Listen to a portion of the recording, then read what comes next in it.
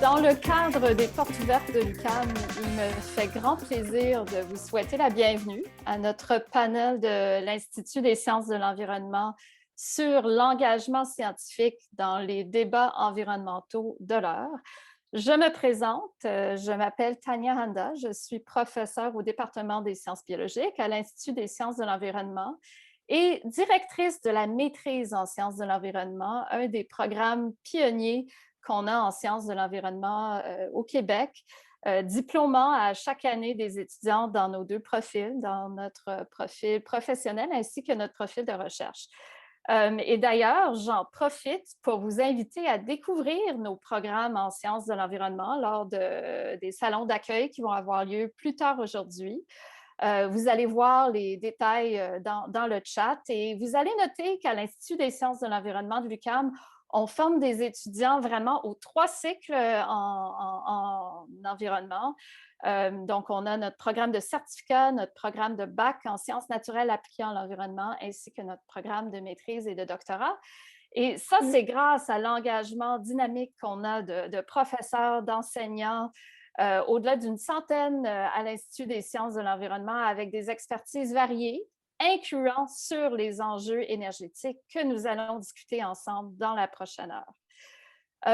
Et donc, peut-être juste pour vous rappeler de quelques règles de séance, vous allez noter que vos micros et que les caméras ont été désactivés. Mais dans la deuxième partie du panel, on va avoir une période interactive et on a hâte de vous entendre.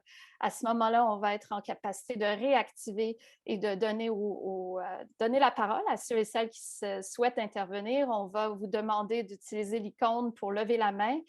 Et en tout temps, vous pouvez également mettre des commentaires, poser des questions dans le chat pour qu'on puisse rebondir là-dessus ensemble avec nos panélistes. Un rappel également qu'il s'agit d'un événement qui est enregistré pour permettre la rediffusion en temps différé. Et donc, si jamais vous ne préférez pas activer votre caméra, soyez conscient, s'il vous plaît, que c'est dans votre droit aussi. Donc, pour vous mettre en contexte,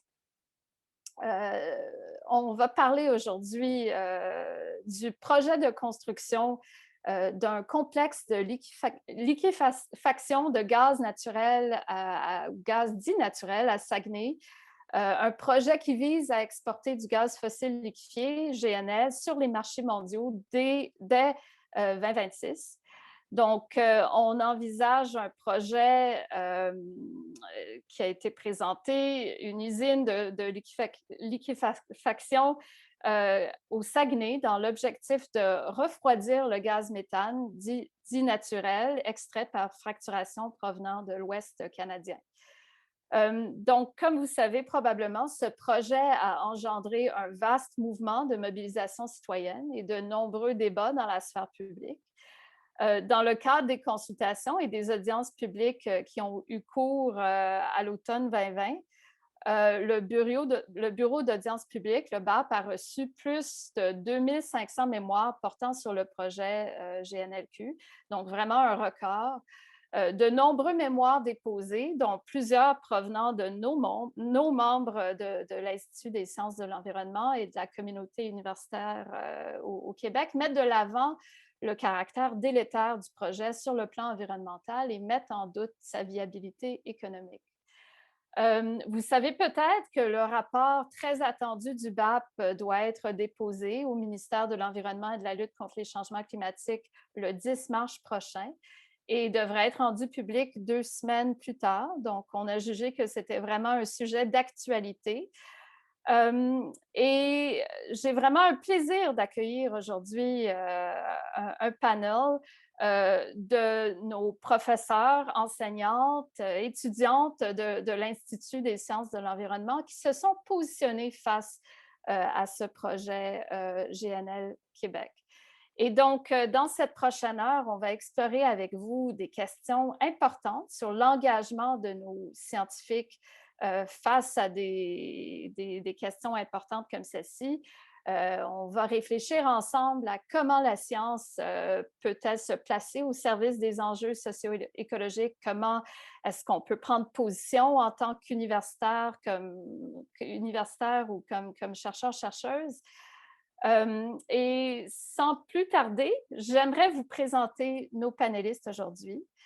Et donc, nous accueillons Gabrielle Roy-Grégoire, qui est une de nos étudiantes à la maîtrise en sciences de l'environnement, qui travaille comme auxiliaire de recherche au projet Résiste Action, associé au Centre au Centre de recherche en éducation et formation relative à l'environnement et à l'éco-citoyenneté.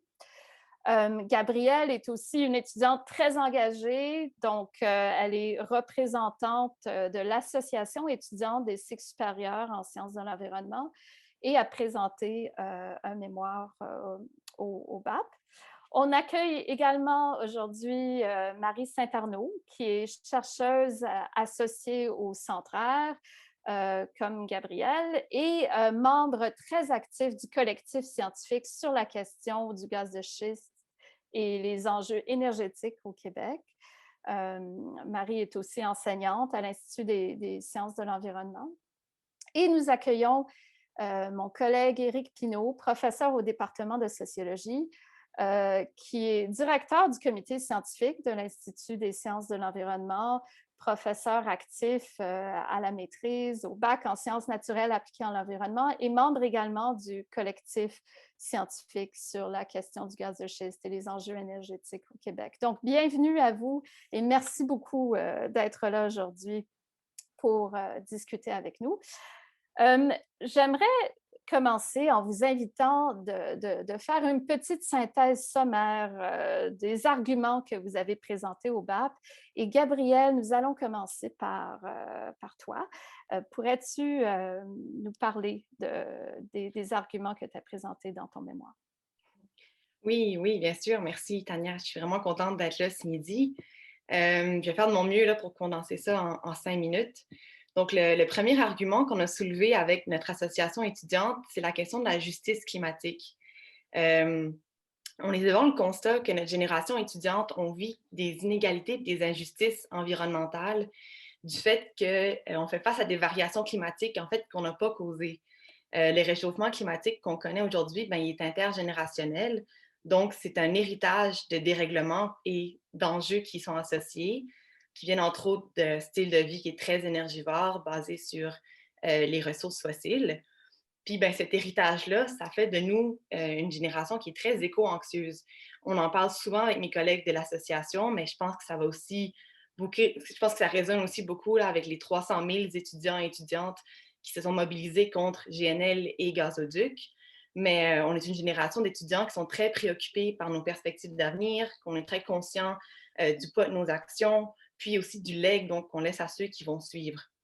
Fait que, ben, c'est ça, parce qu'on vit avec des coûts écologiques et des coûts sociaux qui sont engendrés par ceux qui nous ont précédés, ben, à nos yeux, la question de justice climatique intergénérationnelle, elle est non négligeable dans la considération d'un projet comme GNL.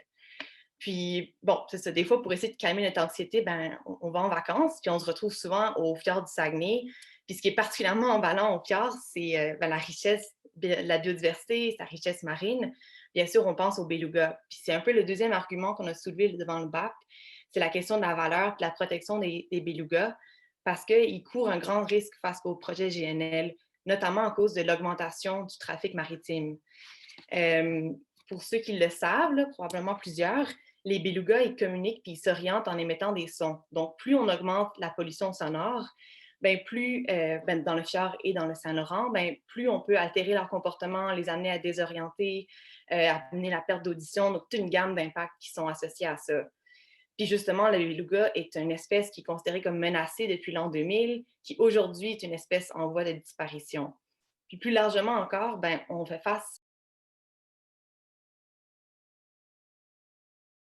J'ai-tu perdu mon son? C'est-tu bon?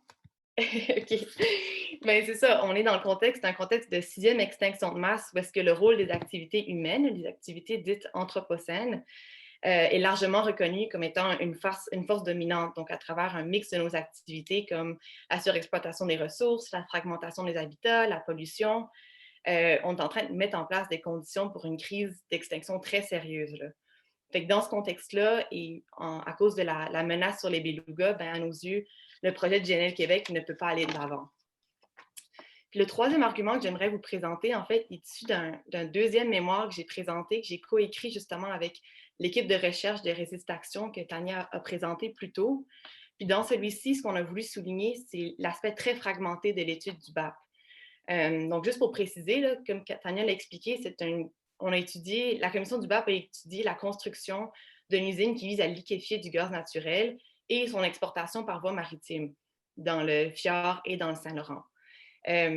Sauf qu'en amont de ça, ben, il faut construire un gazoduc, c'est-à-dire un pipeline pour le gaz, qui va s'étendre sur 780 km, traverser l'Ontario, l'Abitibi-Témiscamingue, la Mauricie et le Saguenay-Lac-Saint-Jean pour arriver à Saguenay.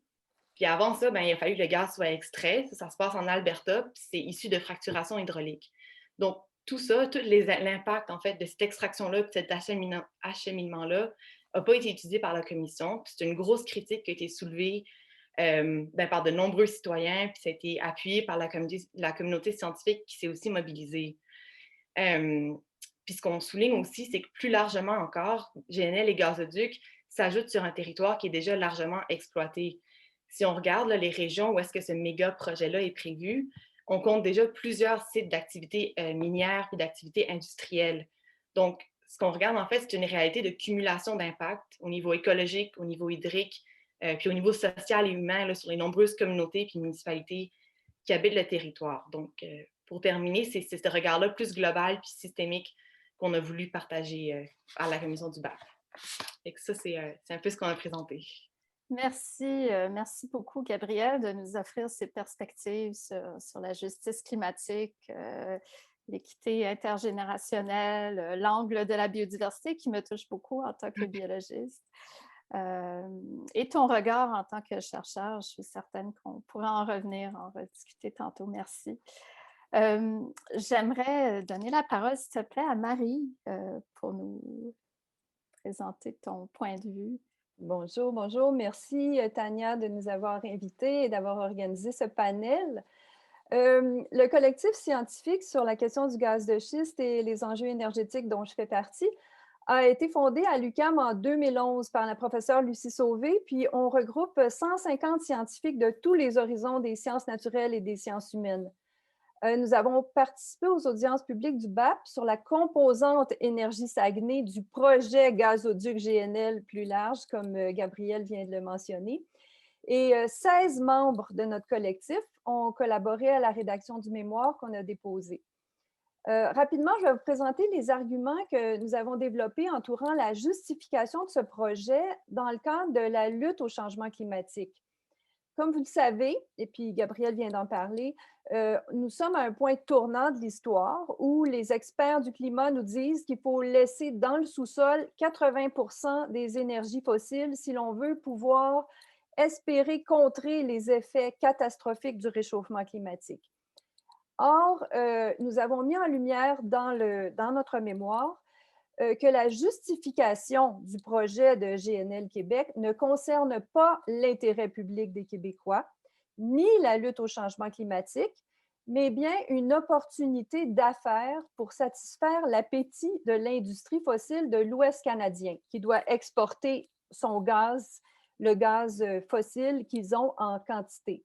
D'ailleurs, vous aurez remarqué qu'on alterne entre gaz naturel, gaz méthane, gaz fossile, mais on trouve que la dénomination gaz fossile ou gaz méthane est plus juste pour ne pas laisser croire que c'est un produit de la nature qui serait bon et qui serait écologique. La compagnie GNL Québec prétend que le gaz fossile est une énergie de transition qui s'inscrit dans la lutte au changement climatique puisqu'elle remplacerait, selon eux, des combustibles plus polluants comme le charbon et le pétrole en Europe et en Asie. Alors, dans notre mémoire, ce que nous avons montré, c'est qu'il n'en est rien. Le gaz fossile n'est pas une énergie de transition.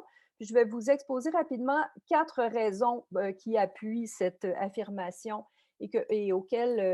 sur lesquels nos scientifiques ont jeté de la lumière.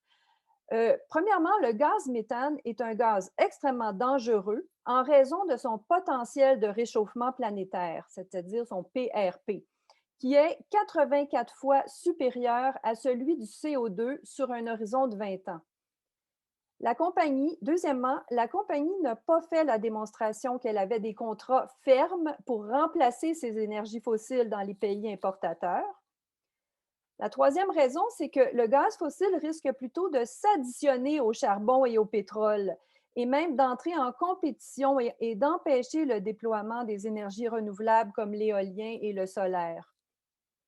Et finalement, il est faux de dire que le gaz méthane ne contribue pas à l'augmentation des gaz à effet de serre en raison des fuites fugitives, c'est-à-dire les fuites qu'on ne contrôle pas ou qu'on ne voit pas dans tout le processus d'exploitation du gaz fossile, soit à partir de l'extraction par fracturation hydraulique dans l'Ouest canadien jusqu'à sa consommation dans les pays importateurs, en passant par son transport par gazoduc et par méthanier. Alors, on a ici on a ici une guerre de chiffres entourant les émissions de gaz à effet de serre dans ce projet. Les promoteurs et même le gouvernement québécois veulent calculer uniquement les émissions locales en territoire canadien pendant l'exploitation et ne considèrent pas les fuites fugitives qui sont un élément important de l'équation.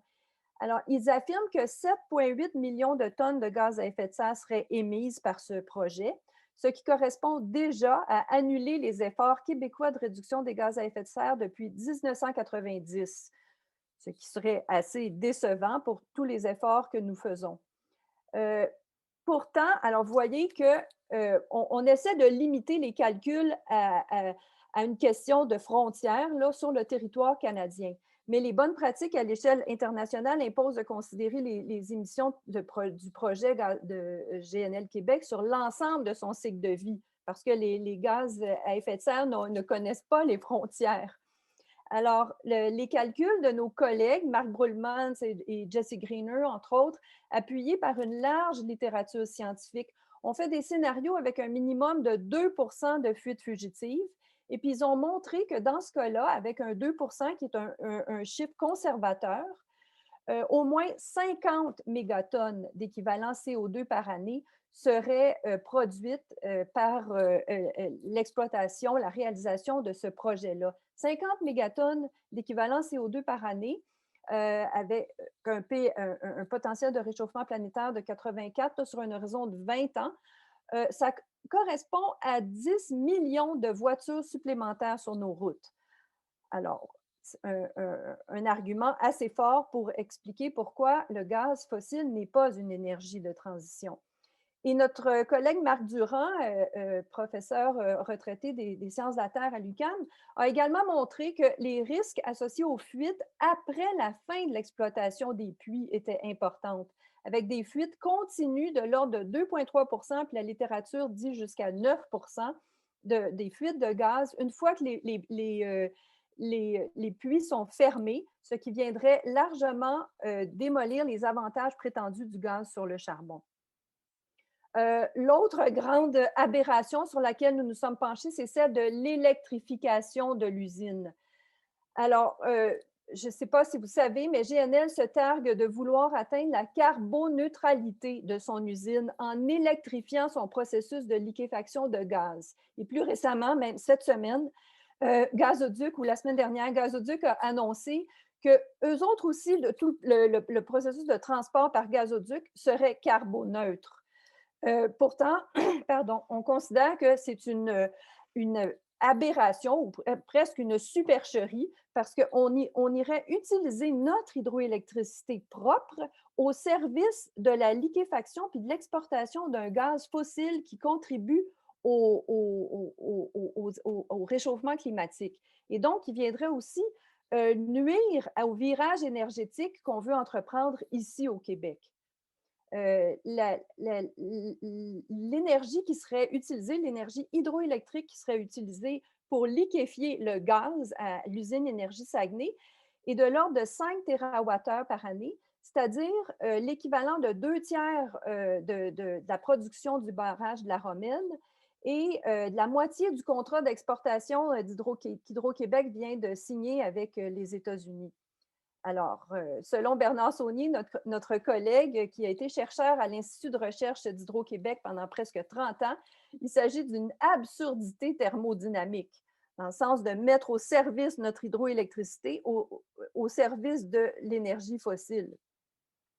Alors, en conclusion, je vous dirais qu'on a voulu mettre en lumière que les données de la science du climat, de la science de la biodiversité, de la science économique, des sciences de la santé nous disent que les impacts de ce projet sont trop importants pour même envisager une stratégie de mitigation. Donc, c'est carrément, on croit qu'il faut dire non à ce projet. Puis le collectif scientifique est fier d'avoir participé au débat public sur ce projet et de continuer à exercer une veille stratégique sur l'exploitation de ce projet.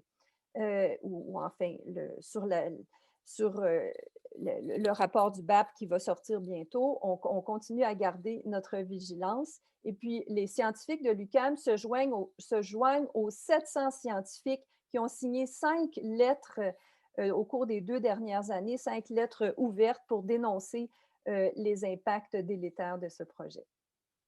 Merci beaucoup, Marie Saint-Arnaud, pour ces perspectives sur les gaz à effet de serre, les défis de carboneutralité, tous les arguments autour de qu'est-ce que c'est vraiment de l'énergie de transition. J'aimerais inviter mon collègue Éric Pinault pour nous offrir ses perspectives. Oui, ben merci beaucoup. Ben, en fait, ce que je vais dire, ça s'inscrit dans ce qui vient d'être dit par Marie puis par Gabriel. Donc, je vais peut-être rajouter quelques éléments supplémentaires qui n'ont pas été dits parce que sinon, ça a pas mal été, je pense qu'on commence à saisir l'absurdité du projet et à faire le tour du problème. Je vais peut-être en rajouter un peu plus, côté absurdité ou problématique. Puis je vais me permettre de faire quelque chose qui est de partager mon écran avec un PowerPoint parce que alors ça fait partie des expériences scientifiques que vous allez faire si vous devenez professionnel dans notre domaine. On participe au BAP et cette année, le BAP était dans des conditions très particulières, ce qui impliquait que je n'ai pas pu faire ma présentation. J'ai été obligé à la dernière minute d'improviser un speech au téléphone parce que la technologie du BAP ne me permettait pas de projeter mon PowerPoint que j'avais préparé avec soin pendant 2 jours. En tout cas, alors là, j'en profite là, pour le partager ici avec vous rapidement. Juste pour illustrer un peu mon argument. Alors, ça permet un peu de voir, premièrement, de quoi on parle. Ça, c'est un méthanier. C'est des immenses structures. Il faut en voir à peu près un par jour là, qui débarque dans le fjord. Mais bon, ça, je laisserai ça à d'autres. En fait, moi, ce que je peux ajouter à ce qui vient d'être dit, c'est que, comme économiste écologique, je me suis intéressé au marché du GNL en général et en particulier, mais au marché de l'énergie, au développement du marché de l'énergie, pour éclairer un peu le projet, pour en fait remettre en question la prétention des promoteurs que le projet est véritablement rentable sur le plan strictement économique. Et là, on le voit depuis d'ailleurs le BAP, le PDG de GNL-Q est parti, le PDG de Gazoduc est parti, il y a plus... On sent beaucoup de fragilité autour du projet. Cette fragilité-là, ben moi, je la voyais depuis 1 an en étudiant un peu le contexte économique. Le problème du GNL, c'est que oui, c'est une relativement nouvelle technologie, quoique dans certaines composantes, c'est assez... ça remonte quand même une trentaine d'années. Mais disons, le boom du GNL est relativement récent. Mais ce boom-là a créé une situation de saturation des marchés. Il y a juste trop de GNL qui se promènent pour les besoins du marché. Et en ce moment, et le grand problème, c'est que le prochain, on est, là, c'est les lignes bleues qui montrent ici, là, on est en situation où la capacité de production de GNL va, dans les prochaines années, exploser, en particulier en Amérique du Nord. Et nous, on arrive avec notre projet après tout ce beau monde-là sur un marché qui est déjà saturé. Et donc, moi, c'était en gros, le premier argument que je voulais faire, c'était que c'était un projet dont la rentabilité économique n'était pas si certaine, beaucoup moins certaine que prétendaient les promoteurs. Et donc, que pour que ce projet-là puisse voir le jour, bien, probablement qu'il faudrait des investissements publics substantiels. Et donc, ça devenait une question pas juste de permettre ou pas un projet industriel majeur au Québec, mais ça devenait aussi une question de le degré de soutien de l'État à un projet qui, sur le plan environnemental, on vient de l'entendre et d'autres on peut revenir sur ces questions-là, mais ce plan environnemental qui a peu de bénéfices et qui engendre beaucoup de dommages. Alors moi, c'était, je dirais, un aspect qui me semblait important. Puis un contexte dans lequel, puis ça, ce graphique-là, j'aime le montrer aux étudiants dans mon cours d'économie écologique, dans lequel on est dans une logique en ce moment, non pas de substitution d'une forme d'énergie pour une autre, mais dans un contexte d'addition, d'empilement des sources d'énergie. Et on voit ici le gaz. Ce n'est pas quelque chose là, qui est nouveau et qui viendrait changer la donne en remplaçant du pétrole ou du charbon. Non, le gaz, c'est une énergie dont l'augmentation de la consommation commence dans les années 60-70 et se consolide. On vit actuellement une phase de consolidation du gaz dans notre métabolisme énergétique. Donc, on n'est pas devant une énergie de substitution, le petit pont qu'on a besoin pour traverser vers un univers des énergies renouvelables.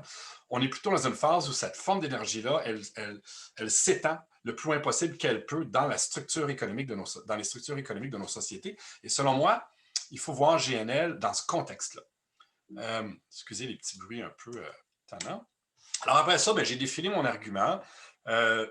Premièrement, et ça, on ne le dit pas assez souvent, le GNL de GNLQ va être très, très, très dispendieux. Il vient de loin. Ses coûts d'extraction sont élevés. Ses coûts de transformation sont relativement élevés. Et donc, il n'est pas très concurrentiel. Et donc, on a une situation de demande ou de perspective de marché vraiment pas très bonne. On est en saturation au niveau de la production. On va avoir de la nouvelle capacité de production de gaz qui va arriver sur les marchés dans les prochaines années.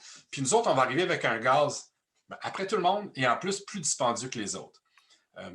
Donc, pour moi, ça, c'était un aspect qui était vraiment important à soulever et que les promoteurs n'avaient pas soulevé. Après ça, j'ai fait valoir les arguments comme Marie a fait valoir. J'ai remis en question l'idée que c'était un produit qui était faible en GNL.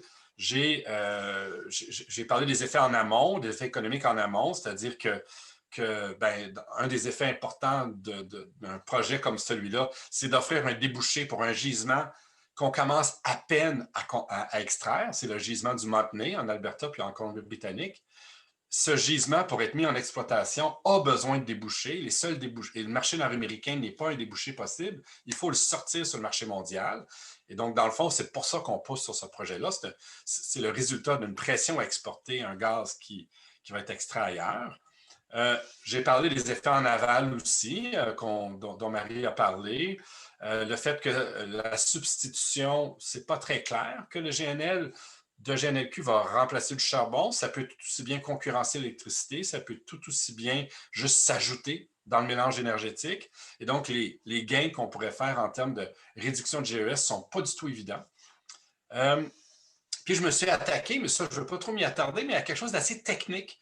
Les promoteurs ont utilisé un rapport d'experts pour montrer que leur GNL contribuerait à diminuer globalement les GES de la planète. Et là, je me suis attaqué à ce rapport-là de Poten et Partners et j'y ai trouvé des failles méthodologiques. Et ça, comme prof, c'est toujours intéressant de trouver des failles méthodologiques dans l'expertise d'autrui, mais majeures, là, des erreurs qu'un économiste ne peut pas se permettre de faire en termes de compréhension des cycles d'investissement. Alors, je me suis... ça faisait partie de mon devoir de faire connaître ces erreurs-là aux commissaires pour leur dire, regardez ce rapport-là de Poten et Partners, qui est l'assise que les promoteurs utilisent pour prouver leur carboneutralité et leur contribution à la réduction de GES. L'analyse économique ne fonctionne pas. Un étudiant me remettrait ça dans un cours, puis il y aurait un E.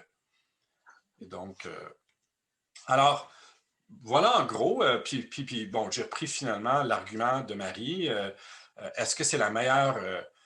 en économie écologique, on parle de coût d'opportunité environnementale. On a une kilowatt.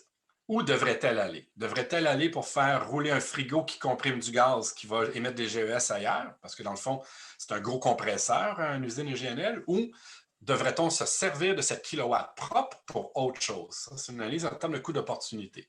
Alors, j'ai soulevé cette question-là et finalement, le risque de marché majeur, que finalement, le projet voit le jour, soutenu par le gouvernement, que la demande ne soit pas au rendez-vous, que le gaz soit pas, que le projet ne soit pas rentable, que le gaz ne soit pas concurrentiel et qu'on ait un éléphant blanc, un peu comme on a eu avec Gaspésia, dans une belle baie, qu'on ait un éléphant blanc qui est là et qui ne s'appuie à rien, qui a déstructuré un paysage absolument incroyable. Donc voilà en gros, moi, mes arguments. Et je suis content de pouvoir vous les présenter avec le support visuel que je n'ai pas pu utiliser lors du BAP. Mais ça reprend en gros les arguments des autres. C'est juste que je vais un peu plus loin dans l'aspect économique, je dirais, de l'analyse. Je mobilise des concepts en économie écologique qu'on enseigne à l'ISE. Merci beaucoup, Éric, de nous mettre la table et nous offrir ces perspectives en économie. Donc, j'aimerais ouvrir à un échange entre nous, un petit peu plus interactif entre le panel dans un premier temps. Dans un deuxième temps, on va prendre aussi des questions de vous, le public. Mais j'aimerais vous demander à tous les trois panélistes à quel point, comment est-ce que la science peut-elle se placer au service des enjeux socio-écologiques et peut-être connexe à ça, je vais lancer tout de suite la question, peut-on se permettre en tant que scientifique, en tant que chercheur, de prendre position tout en protégeant sa crédibilité? Quels sont les enjeux? Vous avez tous témoigné au bureau d'audience publique. Auriez-vous des éléments à partager avec nous là-dessus? Peut-être je vais commencer avec Marie. Bien sûr, puisque je fais partie du collectif scientifique sur la question du gaz de schiste et des enjeux énergétiques, je suis convaincue que la science peut et doit maintenant se mettre au service des grands enjeux socio-écologiques de notre temps. Le collectif scientifique a d'ailleurs été mis sur pied à cet effet-là pour exercer une veille environnementale et aussi pour entrer en dialogue avec les citoyens du Québec sur les questions énergétiques de fond et donc pour éclairer un débat. C'est certain que la science est partout aujourd'hui. Elle va être au service des promoteurs, puis elle va être aussi au service des gens qui sont contre certains projets d'extraction des ressources ou que l'on considère qui peuvent nuire à l'environnement planétaire.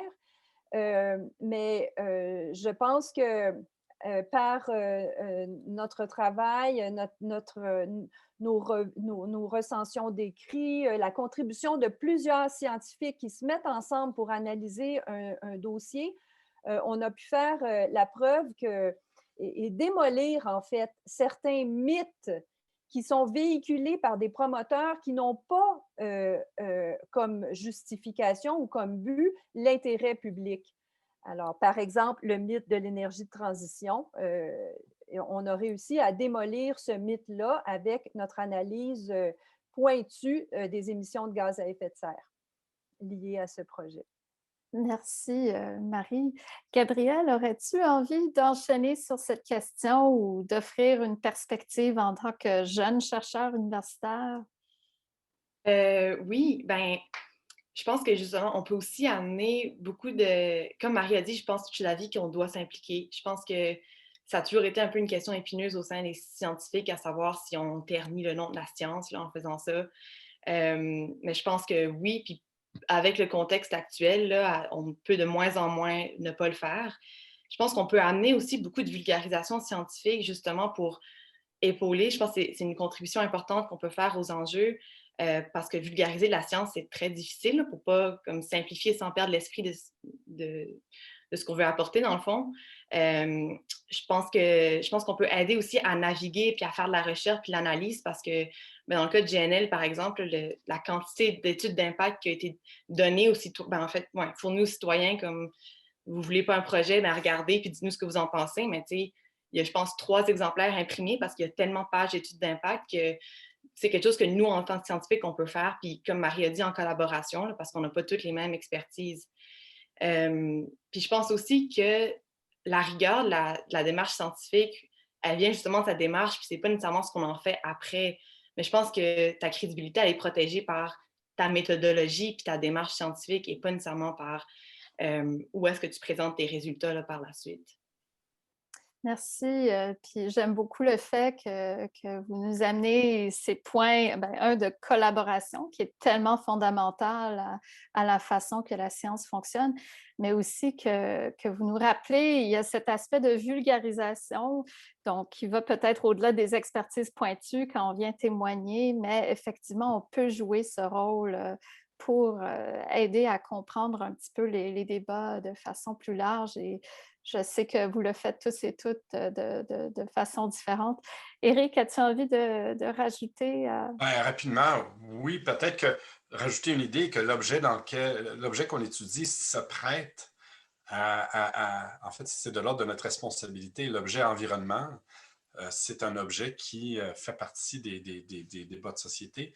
Et donc, c'est difficile de ne pas s'impliquer quand on travaille. Juste le fait parfois de se donner un objet, ça crée un débat de société. Que ce soit la rainette Faux-Grillon, un milieu humide ou il y a quelques années, s'intéresser au GES, c'était déjà dans une certaine conjoncture politique canadienne assez edgy. Donc, notre objet nous l'impose. Les connaissances qu'on acquiert aussi nous imposent une responsabilité. On acquiert des connaissances très dérangeantes. Puis, c'est clair que ça pourrait être peut-être plus facile de se dire on ne va pas déranger le monde, on va pas les confronter avec ce qu'on connaît, mais non, c'est de notre responsabilité quand on a ces connaissances-là, de les partager, peut-être de la manière la plus pédagogique, la plus pédagogique possible, mais c'est important. Donc, pour moi, prendre position, ça va de soi compte tenu de l'objet qu'on a, mais il faut le faire en toute rigueur et en toute humilité aussi. C'est-à-dire que parfois, on fait une analyse, on pense qu'elle est solide, puis on se la fait démonter. Puis bon, il faut accepter que quelqu'un arrive avec des chiffres différents puis nous montre que, ben là, tu es dans le champ. OK. C'est peut-être ça qui fait la différence entre une démarche d'intervention scientifique puis je dirais une démarche plus d'intervention politique classique où on part d'une opinion puis on tient, on part d'un parti pris, entre guillemets. Nos interventions, ben, ils se basent sur des résultats, sur des analyses qui sont toujours contestables, dont la manière dont on arrive à nos résultats est publique, on la partage et on assume. Et on assume autant les bons résultats que parfois les erreurs qu'on peut faire. Je pense que ça fait partie de ce qui caractérise notre travail. Mais selon moi, ça fait partie c'est notre responsabilité. Puis je pense que la communauté scientifique en sciences de l'environnement, depuis quelques années, il y a comme un consensus qui se dégage de ce devoir de participation à des débats publics. Merci, Éric. Puis merci de nous amener à réfléchir justement à l'importance de la transparence dans notre méthodologie. Tu nous avais amené cet exemple du rapport où tu es allé fouiller dans ces aspects méthodologiques. Et de même, nous, comme scientifiques, quand on présente des analyses, on a ce devoir de transparence afin que les gens comprennent, qu'ils sont capables de suivre nos arguments. Je vois justement, il y a une intervention de quelqu'un, Anne-Marie Chapelot, dans le chat, qui parle du rapport du CIREG qui a été commandé par GNL Québec. Je vais me permettre de vous lancer cette question. Est-ce que vous avez pris connaissance de ce rapport? Est-ce que quelqu'un a envie de commenter les résultats? Marie? Le CIREG, c'est un groupe de recherche ou un institut de recherche, je ne suis pas certaine, qui comprend beaucoup de chercheurs de l'UQAM, mais je crois que c'est interuniversitaire, et qui travaille sur l'analyse du cycle de vie des projets. Donc, oui.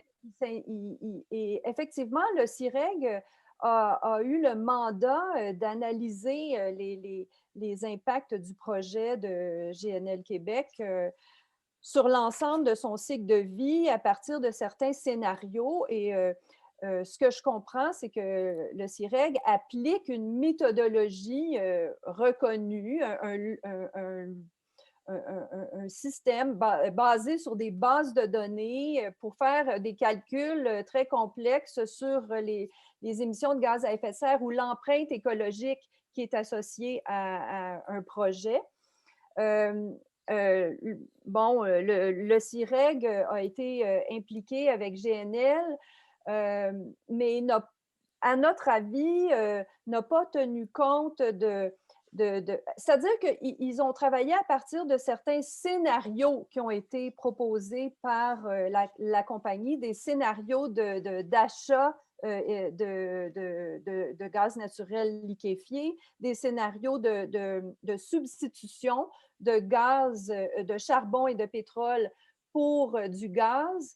Et finalement, ils ont aussi proposé un large éventail d'émissions de gaz à effet de serre probables. Alors, ça mettait donc en lumière l'incertitude le degré d'incertitude très élevé sur le niveau d'émissions de gaz à effet de serre associées à ce projet-là. Alors, la braquette, si vous voulez, qu'ils ont proposée pour les émissions de gaz à effet de serre allait partait de quelques centaines de milliers de tonnes de gaz à effet de serre jusqu'à 42 millions de tonnes de gaz à effet de serre. Les calculs que nous avons faits à partir comme je vous l'expliquais, à partir des hypothèses d'émissions fugitives de gaz à effet de serre montrent que les émissions risquent d'être de beaucoup supérieures à ce qui avait été proposé dans le rapport du CIREG. Alors ça, c'est une dimension du projet que nous, avec le collectif, on a voulu mettre de l'avant. Mais c'est une contribution, c'est un bon exemple d'une contribution d'un groupe de chercheurs pour répondre à une commande ou à des questions qu'un promoteur se posait. Ils ont répondu à ces questions à la lumière de leur propre méthodologie, mais d'autres chercheurs vont utiliser d'autres sources scientifiques aussi et d'autres méthodes pour éclairer un débat, dans ce cas-ci, la question cruciale des émissions de gaz à effet de serre. Merci, Marie. Puis effectivement, ça nous montre comment on peut avoir des perspectives légèrement différentes. Peut-être, je vais vous lancer peut-être une question générale et je vais commencer avec Gabrielle. Comment est-ce qu'on peut mieux optimiser cet arrimage entre le milieu de la recherche et la société civile en allant vers l'avant? Je pense qu'il y a un travail à faire de sensibilisation pour changer un peu l'image qu'on a de genre la connaissance absolue dans la tour d'ivoire, déconstruire un peu le rapport d'expert avec l'objet étudié. C'est comme dans les paradigmes de recherche qui sont peut-être les plus courants dans l'imaginaire, puis qui sont beaucoup préconisés aussi dans certaines branches de la science. Parce qu'en vérité, le milieu académique bénéficie beaucoup de collaboration, puis des savoirs locaux, puis des savoirs citoyens qui sont très différents, puis qui bonifient en fait ce qu'on trouve en laboratoire. Fait que je pense qu'il y aurait des collaborations à faire, puis il y a certaines méthodes de recherche ou il y a certaines approches de recherche comme la recherche-action, la recherche collaborative qui peuvent le favoriser. Mais ça, c'est plus d'un côté recherche, mais c'est un peu à ça que je pense qu'on devrait favoriser des collaborations avec des partenaires qui nous permettent d'orienter un peu nos objectifs puis nos démarches pour ne pas faire de la recherche juste pour faire de la recherche, mais pour faire de la recherche qui soit utile là, puis qui contribue au bien-être de la société, dans le fond.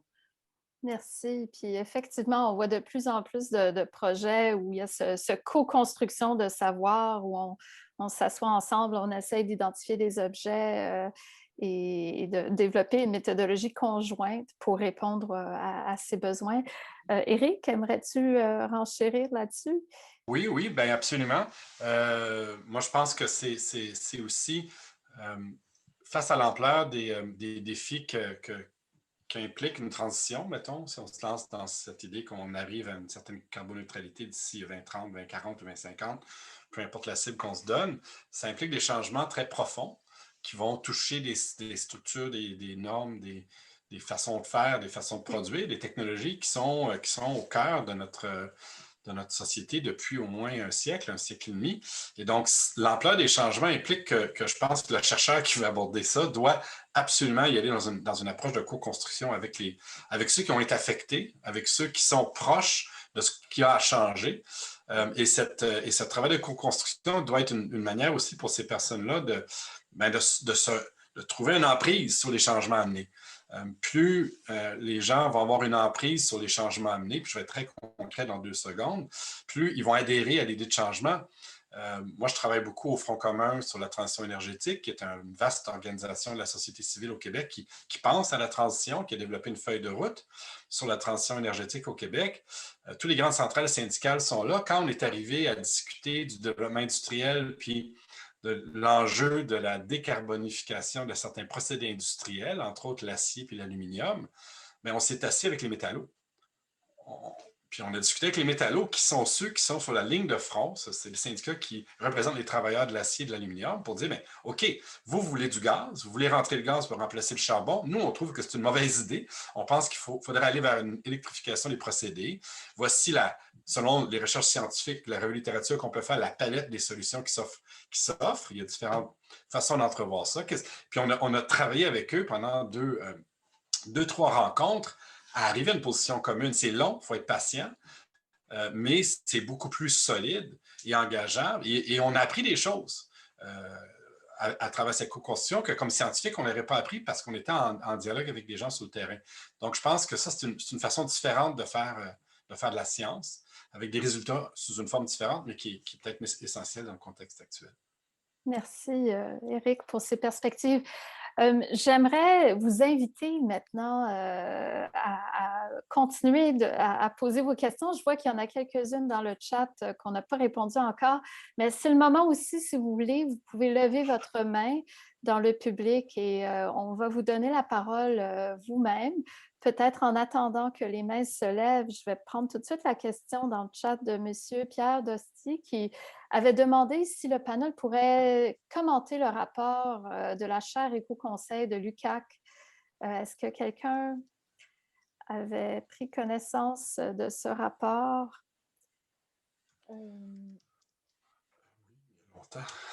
Non, c'est donc... J'étais pour dire oui, mais il y a tellement longtemps, il faudrait que je me replonge dedans.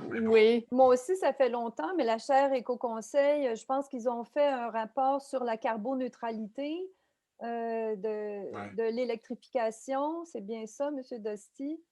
Je pense que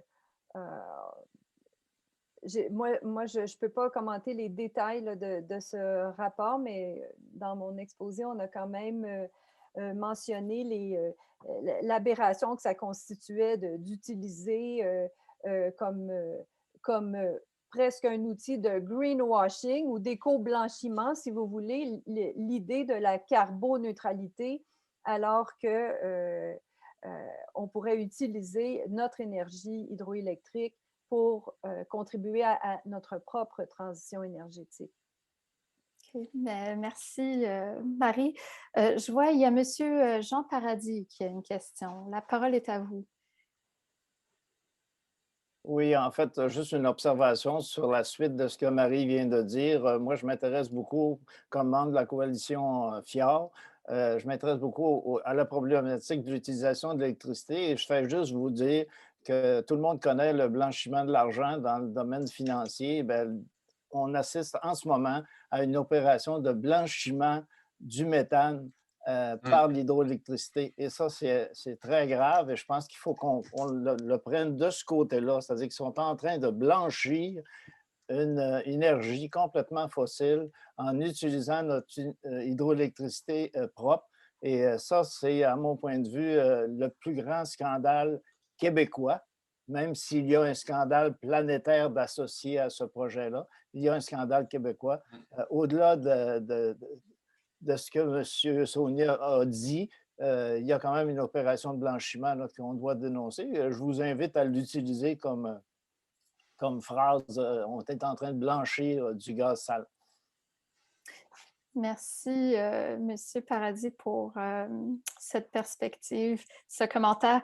En fait, en lien avec l'hydroélectricité, j'aimerais prendre une question dans le chat de Audrey-Anne qui nous demande si la consommation hydroénergétique en provenance de la Romaine pourrait influencer le développement d'autres projets hydroélectriques, tout en prenant en considération qu'il y a déjà une surproduction d'énergie au Québec accompagnée des conséquences sur la biodiversité, sur les communautés. Est-ce que quelqu'un a envie de réagir là-dessus? Bien, en fait, c'est une des inquiétudes qu'on a, c'est que le montage du projet GNLQ, son entente avec Hydro-Québec, ça enferme ou ça verrouille la demande du projet GNLQ. On est obligé de fournir cette quantité immense et incroyable d'énergie au projet. Et donc, dans le développement éventuel de l'électrification au Québec, il faudrait tenir compte de cette part qui nous échapperait. Et là, on va avoir des choix difficiles à faire. Si on ne peut pas utiliser cette part-là, qui vient de la Romaine, est-ce qu'il faut renoncer à électrifier certains procédés, certains secteurs, ou est-ce qu'il faut construire des nouveaux barrages avec toutes les conséquences environnementales vraiment problématiques que génèrent les nouveaux barrages? Et donc, le problème de GNLQ, et ça a été soulevé par nous trois, c'est que c'est un verrou vraiment puissant pour pas grand-chose, parce que, puis là, j'aime l'idée du blanchiment, mais dans le fond, des projets de même, on connaît ça au Québec, puis on sait que c'est pas bon pour notre économie. C'est quoi? C'est on importe une ressource première, on la transforme un petit peu, on crée quelques jobs autour, puis on la regarde partir. C'est pas un modèle de développement économique fiable et stable et d'avenir de faire ça. Puis on prend une des formes d'énergie les plus productives, de meilleure qualité et les plus propres pour faire ça. Donc c'est clair que ça va engendrer, oui, des questions d'impartition de notre gisement d'énergie. Puis là, on parle de plus en plus de faire du Québec la batterie de l'Est de l'Amérique du Nord, en intégrant notre réseau avec l'État du New York, en intégrant notre réseau avec le Massachusetts ou d'autres États de la Nouvelle-Angleterre. Mais encore là, si on veut faire ça, si on va avoir l'opportunité de faire ça, de contribuer à la transition ailleurs, puis d'en bénéficier économiquement, il ne faut pas verrouiller notre électricité puis l'attacher autour de projets fossiles comme ça. Donc, c'est un peu ça mon opinion sur la chose. Merci, Éric. La parole est à Monsieur Étienne Aumont. Oui, bonjour. Juste comme introduction, je suis président de Sciences 1 vulgarisation UQAM, donc on fait la promotion de la vulgarisation à l'UQAM, puis j'ai un intérêt un peu plus large que juste GNL. On a vu récemment le rapport du BAP du tramway à Québec qui allait à l'encontre de plusieurs avis scientifiques. Je me demandais à quel point est-ce que nous, les scientifiques, avons une influence sur la prise de décision réelle. Est-ce qu'on est capable vraiment de pouvoir affecter la prise de décision à ce point-là? Est-ce qu'on a une écoute attentive de la part des décideurs et décideuses politiques en ce moment? Merci, Monsieur Aumont. Est-ce qu'il y a quelqu'un sur le panel qui veut plonger? Bien, on ne peut pas faire autrement que de répondre dans le cadre de la pandémie actuelle. On sait bien que dans le contexte de la pandémie, le premier ministre s'appuie beaucoup sur le directeur de la santé publique, notre cher docteur Arruda.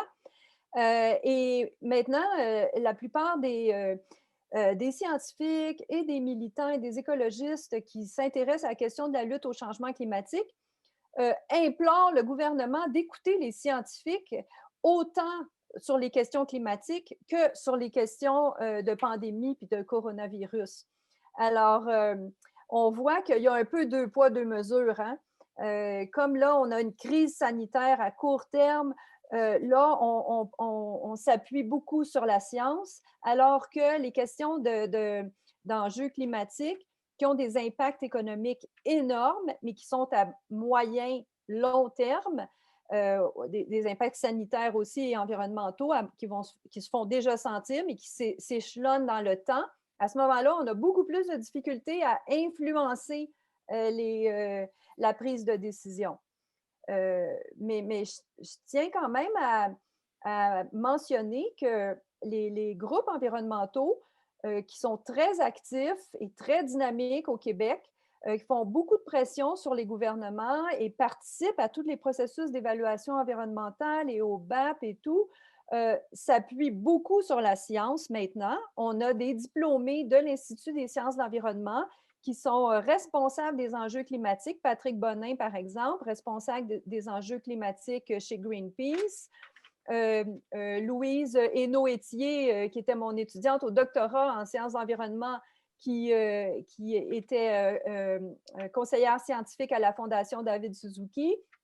Alors, ce sont des instances, des lieux, les groupes écologistes qui mettent beaucoup de pression, mais qui ont gagné aussi beaucoup de crédibilité en s'associant les services des scientifiques, entre autres de notre Institut des sciences de l'environnement. Alors, et les scientifiques continuent aussi à, eux aussi, mettre de la pression sur les preneurs de décision dans la mesure où ils s'impliquent dans les dossiers d'intérêt public. Merci Marie, et puis merci justement de rappeler nos diplômés qui ont tous des chemins différents. Hein. Il y en a qui finissent dans des OBNL, il y en a d'autres qui finissent à travailler dans le gouvernement. Il y en a qui continuent en milieu de la recherche, contribuent à tous les savoirs dans le milieu universitaire. Donc, c'est un bon moment pour moi de vous rappeler encore dans le cadre de nos portes ouvertes que l'Institut des sciences de l'environnement, on a une offre de formation aux 3 cycles et on vous invite. Les détails sont affichés dans le chat. On a des salons d'accueil du programme au premier cycle qui commence dans quelques minutes, entre 1 heure et 3 heures. Deuxième, troisième cycle, salon d'accueil à 2 heures. Et il y a même un nouveau programme interuniversitaire qui porte sur le leadership en innovation, en environnement, tous les savoirs numériques, qui aura une vitrine à 3 heures aujourd'hui. Donc, si vous vous intéressez à apprendre davantage sur nos programmes, n'hésitez pas d'aller parler avec les membres de notre équipe qui seront sur place dans ces salles virtuelles. J'aimerais prendre peut-être 2 dernières questions parce que je vois que le temps avance. J'ai vu, il y avait M. Brian Bunnell qui voulait une réaction sur l'affaire du siècle en France qui met en accusation l'État pour inaction climatique. Est-ce que quelqu'un a envie de commenter, Gabrielle? Ben, j'ai vu que ça a passé hier. Ça a été accepté hier ou dans les derniers jours, là. Je sais pas. Je me pense pas. Je suis pas une experte des questions climatiques comme telle, mais je trouve ça. Je sais que le levier juridique pour, mettons, commencer à protéger le territoire, les ressources, l'air qu'on respire, des trucs comme ça, c'est préconisé par certains acteurs, là, puis que de plus en plus, ça commence à être inclus de donner comment on dit ça, une personnalité de droit à certains. Par exemple, un fleuve, je pense que c'est fait en Amérique du Sud, puis peut-être en Nouvelle-Zélande aussi. Là, je parle vraiment à travers mon chapeau, vous me corrigez si vous avez plus de détails, mais c'est une avenue qui peut être intéressante, puis c'est la décision qui a été... Donc, c'est pas un... Si j'ai bien compris, c'est pas c'est pas un... Voyons, bon, le terme m'échappe, là, le terme juridique, mais c'est pas un précédent juridique formel, mais c'est quand même une piste dans... c'est quand même une... ouais, c'est quand même une ouverture, oui. Ouais, voilà, je me parle vraiment. Oui. Mais bon, je pense que c'est beau de voir ça aller, puis je pense que ça pourrait être une avenue à développer, fait que c'est un pas positif là-dedans, là, mais c'est ça. Oui. Ben, moi, peut-être que je peux ajouter à ça que c'est certain que la voie juridique est une voie royale pour statuer dans les questions environnementales majeures comme celle-là. Et au Québec, on est très chanceux d'avoir les gens du Centre québécois du droit de l'environnement, qui est un organisme sans but lucratif qui participe de plein pied à tous les grands débats sociaux et qui, d'ailleurs, autant dans le cas de GNL Québec que dans le cas d'Énergie Est, avait déposé pas des poursuites, mais pas des plaintes non plus, comme on appelle ça, des requêtes pour invalider certaines actions de ces grandes compagnies-là ou même les intentions d'aller de l'avant avec des grands projets comme GNL Québec. Et donc, c'est la voie royale, mais ça prend énormément de temps, de moyens avant d'avoir des réponses et que les cours se prononcent. Et puis, ça montre aussi comment c'est dommage que nos gouvernements n'entendent pas raison et qu'on soit obligé de passer par la voie des tribunaux. Si on écoutait davantage la science, bien, peut-être qu'on serait moins obligé de passer par les tribunaux. Puis au Québec aussi, il y a Environnement Jeunesse qui a entrepris des poursuites pour faire respecter justement la justice intergénérationnelle au niveau climatique. Alors, c'est fantastique. C'est un dernier recours, puis c'est un recours qui a du poids, mais il faut se lever de bonne heure pour gagner quand ça va jusqu'en Cour suprême dans des dossiers comme ceux-là. Peut-être juste ajouter une idée, Tania, rapide, c'est que pour moi, ça rejoint aussi la conversation qu'on avait tantôt sur la participation à des instances comme le BAP. Il ne faut pas juste voir ça comme des espaces où on va atteindre des résultats, c'est-à-dire un jugement. Il faut voir ça aussi comme des espaces qui font vivre le débat de société. C'est-à-dire que puisqu'il y a ces poursuites, puisqu'il y a un BAP, on est capable d'aller de l'avant puis de présenter au public nos idées dans un forum où il va y avoir une certaine résonance. Donc, il faut aussi voir ces espaces-là comme une opportunité sans lesquels ça serait très difficile de débattre de certaines questions. Donc, moi, je vois vraiment ça d'un bon œil, cette poursuite-là en France, parce que justement, ça va provoquer une discussion de fond sur les enjeux de l'inaction climatique. Que peut-être on ne pourrait pas avoir autrement. Sérieuse, avec... tu ne peux pas dire n'importe quoi dans un tribunal, tu ne peux pas dire n'importe quoi dans une commission du BAP. Et donc, ça force à une certaine rigueur. En ce moment, les problèmes qu'on a avec les médias sociaux, c'est qu'il n'y a pas beaucoup de rigueur dans beaucoup d'espaces. Il y a beaucoup de ce qu'on appelle les cages de résonance, où les gens, les echo chambers, comme on dit, les chambres d'écho, où les gens se répètent les mêmes choses tout le temps. Tandis que là, un tribunal ou un BAP, ça contraint tout le monde à participer au même espace et à s'écouter. Et ça, pour moi, c'est très sain dans une société. Merci beaucoup à vous tous. Tu voulais rajouter? Je voulais ajouter quelque chose, je ne sais pas si, parce que je sais qu'on doit finir bientôt, là, mais c'est un mot pour les jeunes ou les gens qui hésitent à s'impliquer ou à s'inscrire dans des programmes de sciences ou à l'Institut des sciences de l'environnement. Moi, je trouve qu'en tant que scientifique, on est d'abord des citoyens. Et puis, le fait d'avoir étudié en sciences et puis d'œuvrer en sciences, quand on est des scientifiques engagés, comme Éric l'a parlé avec le groupe sur la transition énergétique, Gabriel dans son groupe Résiste Action, moi, je suis membre aussi d'un mouvement citoyen sur la Côte-Nord qui lutte contre le projet de GNL Québec. On fait le pont entre la science et la communauté scientifique et les groupes citoyens, puis on devient des participants à part entière à la marche de nos sociétés vers un monde meilleur puis une meilleure protection de notre environnement. Alors, moi, je trouve que le fait d'étudier en sciences, ça apporte... ça nous donne des outils pour mieux contribuer à notre société. Merci Marie et Éric, Gabriel pour ces perspectives. En fait, tout à fait, tout ce que vous dites est vrai. Et sur le droit de l'environnement, on est très impliqués. On a plusieurs personnes chargées de cours, des professeurs qui sont impliqués aussi et qui contribuent à enrichir notre offre de formation et dans toutes les disciplines, en fait. Je crois que ça nous amène vers la fin de notre événement, mais avant que je complète mes remerciements, j'aimerais souligner et remercier les efforts extraordinaires de Marie-Audrey Ouellette, qui est notre agente de recherche et de planification à l'ISE, et c'est grâce à elle que cette idée a pu cheminer et qu'on a pu vous offrir cet événement aujourd'hui. Donc, un grand merci, Marie-Audrey, pour tous les efforts d'organisation, de promotion.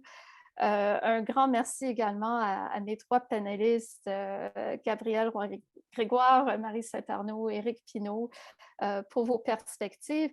Et un merci particulier à tous ceux et celles qui ont posé des questions, qui ont animé le chat. Je vois ma collègue Lucie Sauvé, qui est aussi coordonnatrice du collectif, qui nous a mis plusieurs liens, d'autres membres aussi de l'ISE qui ont contribué et du grand public partout au Québec. Je m'excuse si on n'a pas pu répondre ou commenter toutes les interventions dans le chat, mais je vous remercie pour ces échanges d'une grande richesse et les discussions vont poursuivre. Je vous rappelle encore une fois, n'hésitez pas d'aller visiter nos salons d'accueil pour les 3 programmes et puis l'enregistrement sera disponible de cet événement sur le site web de l'ISE dans les prochains jours. On vous invite à nous suivre. Donc, encore une fois, merci beaucoup tout le monde et bon après-midi. Merci, au revoir tout le monde. Merci beaucoup. Merci, bon après-midi.